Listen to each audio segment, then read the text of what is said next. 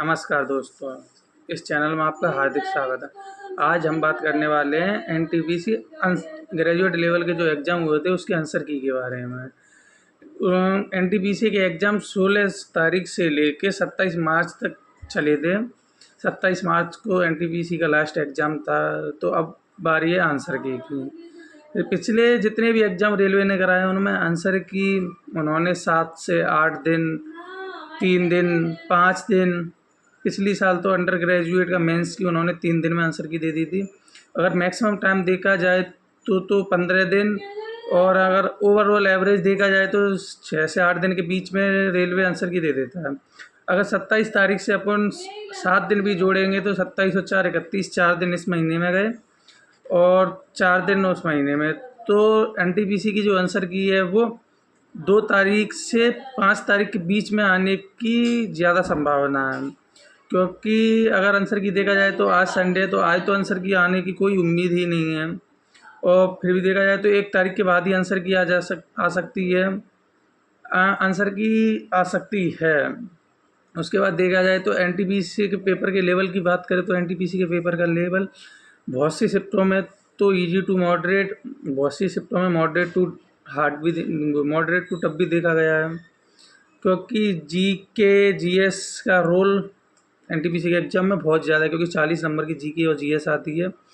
इसलिए देखा जाए तो जीएस ओवरऑल देखा जाए तो मॉडरेट टू टफ कैटेगरी में रखी जा सकती है, क्योंकि करंट अफेयर के 8 से 10 क्वेश्चन आ रहे थे, वो भी उसमें से 1 या 2 क्वेश्चन ही ड्यूरेबल थे, बाकी सारे क्वेश्चन बहुत ज़्यादा टफ थे। स्ट्रेटेजी के भी क्वेश्चन देखने को मिले, हिस्ट्री, पॉलिटी, इकोनॉमिक्स, सभी से क्वेश्चन देखने को मिले। जीएस के ओवरऑल पैटर्न की बात करें तो टफ है, और गणित के पैटर्न की बात करें तो मॉडरेट लेवल बोल सकते हैं, क्योंकि 20 या 25 क्वेश्चन ड्यूरेबल थे, 20 से 22 क्वेश्चन, 3 या 4-5 क्वेश्चन कैलकुलेटिव थे, 1 या 2 क्वेश्चन टफ भी माने जाते हैं। रीजनिंग की बात करें तो ईजी टू मॉडरेट कैटेगरी में रखूँगा मैं रीजनिंग को, क्योंकि रीजनिंग ड्यूरेबल थी। 25 से 26 नंबर की रीजनिंग आप आराम से कर सकते थे। 2-4 क्वेश्चन टाइम टेकिंग थे, सीटिंग अरेंजमेंट वगैरह और पजल वगैरह, एनोलॉजी में भी मतलब लॉजिक ढूंढना, इन्हें में टाइम टेकिंग मान सकते हैं, लेकिन रीजनिंग ड्यूरेबल थी। 25-26 आप फिर भी कर सकते हैं। मैथ में आप 25 स्कोर आराम से कर सकते थे, और 25 करने भी चाहिए। अगर आपको एनटीपीसी का क्लियर करना है तो आपको 25 क्वेश्चन मैथ में और 25-26 रीजनिंग में, तो आपके 50 क्वेश्चन होंगे।